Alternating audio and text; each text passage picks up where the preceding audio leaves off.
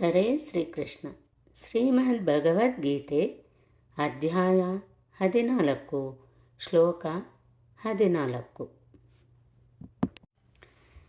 ಯದಾ ಸತ್ವೇ ಪ್ರವೃದ್ಧೇ ತು ಪ್ರಲಯಂ ಯಾತಿ ದೇಹಭೃತ್ ತದೋತ್ತಮವಿದಾಂ ಲೋಕಾನ್ ಅಮಲಾನ್ ಪ್ರತಿಪದ್ಯತೆ.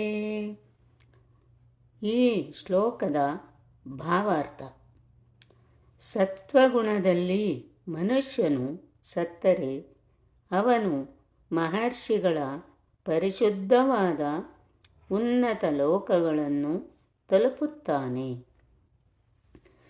ಸತ್ವಗುಣದಲ್ಲಿರುವವನು ಬ್ರಹ್ಮಲೋಕ ಅಥವಾ ಜನಲೋಕಗಳಂತಹ ಉನ್ನತ ಲೋಕಗಳನ್ನು ಸೇರುತ್ತಾನೆ ಮತ್ತು ಅಲ್ಲಿ ಸ್ವರ್ಗ ಸುಖವನ್ನು ಅನುಭವಿಸುತ್ತಾನೆ. ಅಮಲಾನ್ ಎನ್ನುವ ಪದವು ಮಹತ್ವವಾದದ್ದು. ರಜೋಗುಣ ತಮೋಗುಣಗಳಿಂದ ಮುಕ್ತವಾದದ್ದು ಎಂದು ಅದರ ಅರ್ಥ.